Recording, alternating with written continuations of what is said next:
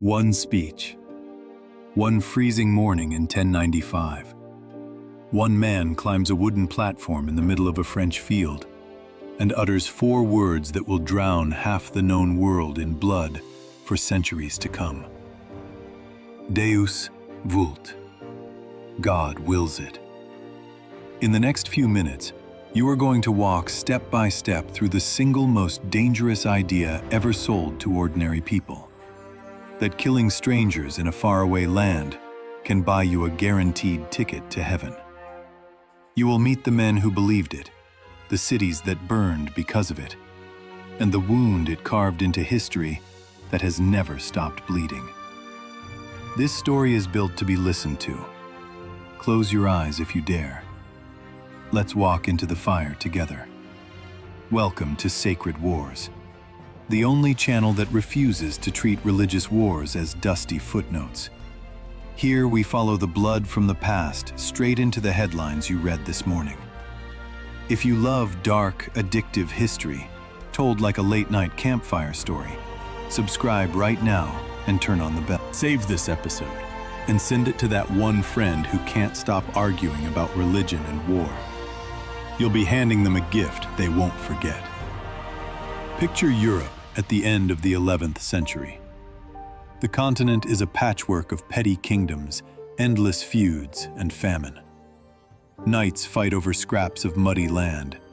Peasants starve while the church collects tithes. Everyone is looking for something bigger than survival. They just don't know what it is yet. Far to the east stands the Byzantine Empire, the last surviving piece of the old Roman world. Still proudly Christian, still speaking Greek, still guarding the road to Jerusalem. But the Byzantines are losing, fast. A new power has risen from the steppes, the Seljuk Turks. Warrior nomads who swept out of Central Asia, converted to Islam, and began conquering everything in their path. City after city falls. In 1071, they deliver the knockout blow at Manzikert. The Byzantine army is almost wiped out in a single afternoon. Emperor Alexios I Komnenos sits in Constantinople, staring at maps that shrink every month. He does something no Byzantine emperor has ever done before. He swallows his pride and begs the West for help. Secret letters cross the Adriatic. Come quickly, or Christianity in the East dies forever.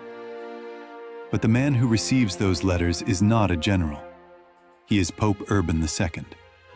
And he sees something no one else does. He sees a chance to turn desperation into the greatest recruiting campaign the world has ever seen. 27 November 1095. A wind-swept field outside the town of Clermont in central France. The ground is hard with frost. Tens of thousands of people have walked for days to be there. Nobles on horseback, peasants on foot, monks, merchants, children. Pope Urban II climbs a simple wooden platform. He is not a young man. He is not a great speaker by nature. But on this day, he becomes the most dangerous orator in history. He begins softly, painting pictures of horror. Christian pilgrims stripped naked on the road to Jerusalem, churches turned into stables, altars defiled. Then his voice rises. He tells the crowd that the East is being devoured by a vile race that must be driven back. He promises something no pope has ever promised on this scale before. Any man, rich or poor, who takes the cross will have every sin of his entire life wiped clean. Not reduced, not forgiven later. Wiped clean the moment he swears the oath. And if he dies on the journey, whether in battle, from hunger, or fever, his soul will fly straight to paradise.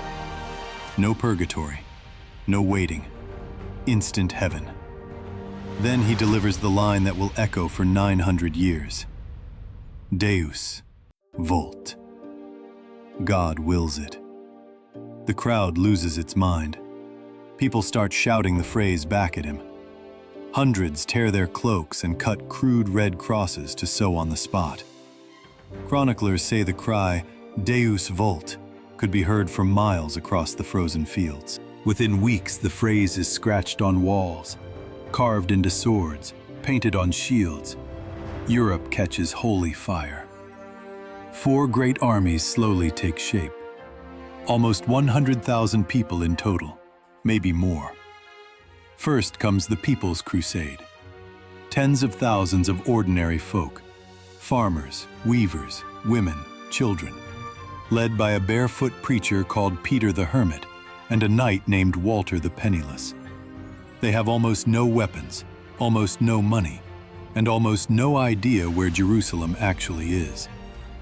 They believe God will guide them, like the Israelites in the desert. They leave in spring 1096, months before the real armies are ready. Most of them will never even reach the Holy Land. They will be cut to pieces in the Balkans or sold into slavery by the very Christians they came to save. Then come the princes. Godfrey of Bouillon, a tall, quiet, deeply religious duke from the Low Countries. He sells or mortgages everything he owns to finance the journey. His brother Baldwin rides with him, ambitious, ruthless, already dreaming of a crown. Bohemond of Taranto, the towering Norman prince from southern Italy, famous for fighting the Byzantines himself only a few years earlier. He sees the crusade as the chance to carve out a kingdom of his own.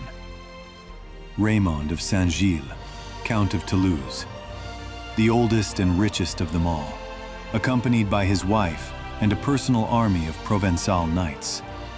He claims to be guided by visions and carries a fragment of the true cross. And dozens of lesser lords, each with their own retinues, each convinced God has chosen them personally. The journey itself is a 3-year nightmare. They march south through the Balkans, cross the Bosphorus into lands most of them have never even imagined. The Byzantines greet them with suspicion and force the leaders to swear oaths of loyalty, oaths that will be broken almost immediately.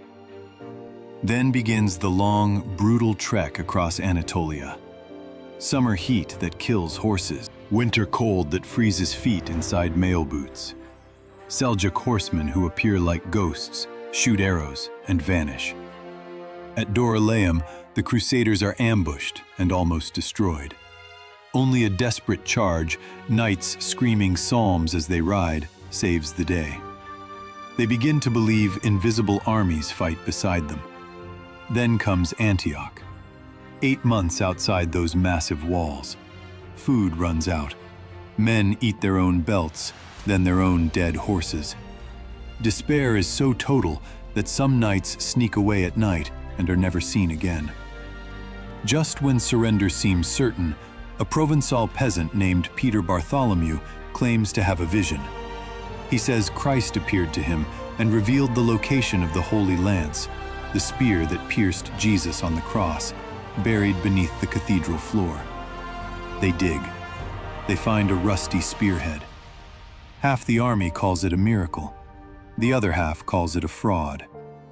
3 days later, the Crusaders march out barefoot, carrying the spear like a battle standard. They smash a huge Muslim relief army in open battle.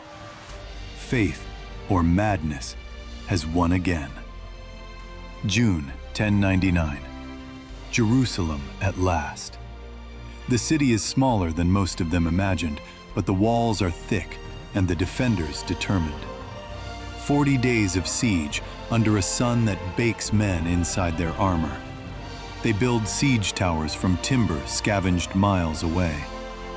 On 15 July, the towers reach the walls. The breach is made. And then something breaks inside the Crusaders.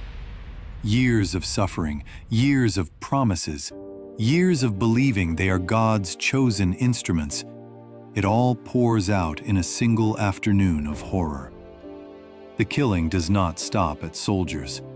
Men, women, children, Muslims, Jews, anyone found inside the city is slaughtered. Some are beheaded in the streets. Others are burned alive in their houses. One chronicler wrote that blood ran so deep that horses waded ankle-deep through the alleys. When night falls, the same warriors who committed the massacre walk barefoot to the Church of the Holy Sepulchre, weeping and singing hymns of thanksgiving. Godfrey of Bouillon is offered the crown of Jerusalem. He refuses gold where Christ wore thorns. He takes only the title Defender of the Holy Sepulchre. The First Crusade ends in triumph. 4 Christian states are carved out of Muslim territory: the Kingdom of Jerusalem, the Principality of Antioch, the County of Tripoli, the County of Edessa. Trade routes open. Arab medicine, Greek texts, Indian numbers begin flowing west. But the cost is a wound that will never heal. In the Muslim world, the memory of 1099 becomes a rallying cry that will be answered again and again. In the Christian world, the idea that faith can justify any violence is now proven to work. The template has been set. Every later crusade, every later call for holy war on any side follows the pattern born in that French field in 1095. That is why Sacred Wars exists. We do not let these stories stay locked in textbooks. We follow the blood forward, from medieval Jerusalem to every headline that still carries the same poison. One speech, one promise of heaven, one ocean of blood. The First Crusade was not the last holy war.